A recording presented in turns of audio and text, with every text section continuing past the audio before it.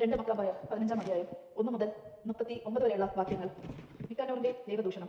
യൂദാസും അനുചാരകന്മാരും സമരിയ പ്രദേശത്ത് എത്തിയിരിക്കുന്നുവെന്ന് നിക്കാനോർ കേട്ടു. ഏറ്റവും സുരക്ഷിതമായി വിശ്രമനാളിൽ അവരെ ആക്രമിക്കാൻ അവൻ പരിപാടി തയ്യാറാക്കി. അവനെ അനുഗമിക്കാൻ നിർബന്ധനായി തീർന്ന യഹൂദർ അവനോട് പറഞ്ഞു, ക്രൂരവും കിരാതവുമായ ഇത്തരം നശീകരണം തുടരരുത്. സർവ്വദർശിയായവൻ മറ്റു ദിനങ്ങൾക്ക് ഉപരി ആദരിച്ച് ശുദ്ധീകരിച്ച ദിവസത്തെ നീ പൂജ്യമായി കരുതേണ്ടതാണ്. അപ്പോൾ ആ അഭിഷക്തൻ അവനോട് സാബത്ത് ദിനം ആചരിക്കാൻ കൽപ്പിച്ചിട്ടുള്ള ഒരു രാജാവ് സ്വർഗ്ഗത്തിലുണ്ടോ എന്ന് ചോദിച്ചു. അവൻ പ്രഖ്യാപിച്ചു, ജീവിക്കുന്ന കർത്താവായ സ്വർഗീയ രാജാവാണ് 7-ാം ദിവസം ആചരിക്കണമെന്ന് കൽപ്പിച്ചിട്ടുള്ളത്. അവൻ പ്രതിവചിച്ചു, ഞാനും ഭൂമിയും ഒരു രാജാവാണ്. ആയുധമേന്തി രാജശാസനം അനുവർത്തിക്കാൻ ഞാൻ നിങ്ങളോട് ആജ്ഞാപിക്കുന്നു. എങ്കിലും അവന്റെ നീച താല്പര്യങ്ങൾ സഫലമാക്കാൻ അവന് കഴിഞ്ഞില്ല. ഗർഭിഷ്ഠനും ധിക്കാരിയുമായി നിക്കോനോർ യൂദാസിനെയും അനുചാരന്മാരെയും കീഴടക്കി വിജയത്തിന്റെ പരസ്യ സ്മാരകം സ്ഥാപിക്കാൻ നിശ്ചയിച്ചു. യൂദാസ് ധൈര്യം പകർന്നു. മെക്കോബയോസ് കർത്താവിന്റെ സഹായം ലഭിക്കുമെന്ന വിശ്വാസത്തിൽ ഉറച്ചു നിന്നു. വിജാതിയുടെ ആക്രമണത്തെ പേടിക്കരുതെന്നും സ്വർഗ്ഗസ്ഥനായ സർവ്വശക്തനിൽ നിന്ന് മുൻപ് ലഭിച്ചിട്ടുള്ള സഹായം അനുസരിച്ച് വിജയം പ്രതീക്ഷിക്കണമെന്നും തന്റെ അനുചാരകന്മാരെ അവൻ ഉപദേശിച്ചു. നിയമത്തിൽ നിന്ന് പ്രവാചകന്മാരിൽ നിന്ന് വാക്യങ്ങൾ ഉദ്ധരിച്ച് അവൻ അവർക്ക് ധൈര്യം പകർന്നു. തങ്ങൾ വിജയം വരിച്ച യുദ്ധങ്ങൾ ഓർമ്മിപ്പിച്ചുകൊണ്ട് അവരെ പൂർവാധികം ഉത്തേജിപ്പിച്ചു. അവരിൽ വീരവൃത്തി അടയുകയും വിജാതിയുടെ വിശ്വാസവഞ്ചനയും വാഗ്ദാന ലംഘനവും ചൂണ്ടിക്കാട്ടുകയും ചെയ്തിരുന്ന ശേഷം അവൻ അവർക്ക് സമുചിതമായ നിർദ്ദേശങ്ങൾ നൽകി. പരിചകളും കുന്തങ്ങളും നൽകി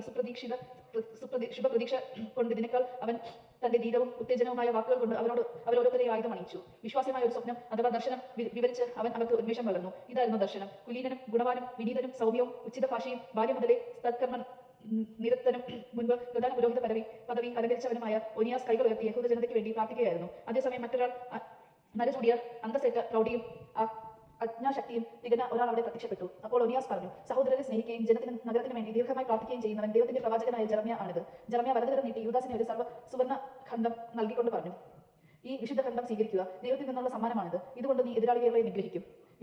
നിക്കാനോറിന്റെ പതനം. വീര്യവും പൗരുഷവും പകരുന്ന യൂദാസിന്റെ ശ്രേഷ്ഠമായ വാക്കുകളാൽ ഉത്തേജിതനായ യുവാക്കൾ പാളയം അടിച്ച് കിടക്കാതെ എതിരാളികളെ നേരിടാനും കാര്യത്തിന് തീരുമാനം ഉണ്ടാക്കാനും ഉറച്ചു. എന്നാൽ നഗരവും ശ്രീകോവിലും ദേവാലയവും അപകടസ്ഥിതിയിലായിരുന്നു. അവരുടെ പ്രധാനമായ ഉത്കണ്ഠ പ്രതിഷ്ഠിക്കപ്പെട്ട ദേവാലയത്തെക്കുറിച്ചായിരുന്നു. തങ്ങളുടെ ഭാര്യമാർ, കുട്ടികൾ, സഹോദരന്മാർ, ബന്ധുജനങ്ങൾ എന്നിവരെക്കുറിച്ച് അവർ അത്രയ്ക്ക് ഉത്കണ്ഠരായിരുന്നില്ല. നഗരത്തിൽ തന്നെ കഴിയാൻ നിർബന്ധിതരായവർക്ക് തുറന്ന സ്ഥലത്ത് വെച്ച് യുദ്ധം ചെയ്യുന്നവരെ കുറിച്ച് ഉണ്ടായിരിക്കുന്ന ആകുലത ഒട്ടും കുറവായിരുന്നില്ല. എല്ലാവരും നിർണായക നിമിഷം കാത്തിരിക്കവേ ശത്രു സൈന്യം യുദ്ധസന്നദ്ധമായി സമീപത്തെത്തിക്കഴിഞ്ഞു. തന്ത്രപ്രധാനമായ സ്ഥാനങ്ങളിൽ ആനകളെയും പാശങ്ങളെയും കുതിരപ്പടയെയും അവൻ നിർത്തി.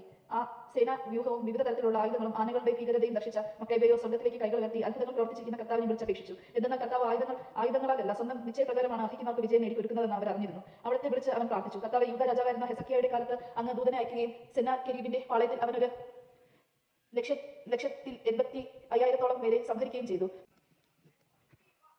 സ്വർഗ്ഗാധിനാഥ, ഞങ്ങൾക്ക് മുന്നോടിയായി ദൈവവും സംഭ്രാന്തിയും പരത്താൻ ഒരു ഉത്തമ ദൂതനെ ഇപ്പോൾ അയക്കണമേ. അവിടുത്തെ വിശുദ്ധ ജനത്തിനെതിരായി വരുന്ന ഈ ദൈവദൂഷകനെ അങ്ങയുടെ ഭുജലത്താൽ തകർക്കണമേ. ഈ വാക്കുകളോടെ യൂദാസ് പ്രാർത്ഥന അവസാനിച്ചു.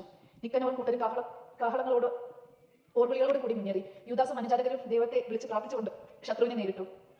കൈകൾ കൊണ്ട് യുദ്ധം ചെയ്യുകയും ഹൃദയം കൊണ്ട് ദൈവത്തോട് പ്രാർത്ഥിക്കുകയും ചെയ്തതുകൊണ്ട് 30,000-ൽ കുറയാത്ത ആളുകൾ അവർ കൊന്നൊടുക്കി. ദൈവത്തിന്റെ ഈ പ്രതീക്ഷിത സഹായം അവരെ ആഹ്ലാദഭരിതരാക്കി. അവർ യുദ്ധം കഴിഞ്ഞ് ആനന്ദത്തോടെ മടങ്ങി പോകുമ്പോൾ നിക്കാനോർ പടച്ചട്ടയോട് കൂടി മരിച്ചു കിടക്കുന്നത് കണ്ടു. ഉടനെ അട്ടഹാസവും ആലവും ഉയർന്നു. സകലത്തിന്റെ അധിപനായ കർത്താവിനെ സ്വന്തം ഭാഷയിൽ അവർ വാഴ്ത്തി സ്തുതിച്ചു. ശരീരവാത്മാവും സഹോദരരുടെ സംരക്ഷണത്തിന് വേണ്ടി കുഴിഞ്ഞുവച്ചു. തന്റെ നാട്ടുകാരോട് സവിശേഷമായ സൗഹൃദം പുലർത്തിയിരുന്ന യൂദാസ് നിക്കാനോറിന്റെ ശിരസും കൈയും ഛേദിച്ച് ജെറുസലേമിലേക്ക് കൊണ്ടുപോകാൻ അവരോട് ആജ്ഞാപിച്ചു. അവർ അവിടെ എത്തി ജനത്തെ വിളിച്ചുമുട്ടി. പുരോഹിതന്മാരെ ബലിപീഠത്തിന് മുൻപിൽ കൊണ്ടുവന്നു. കോട്ടയിലായിരുന്നവരെ ആളയച്ചു വരുത്തി.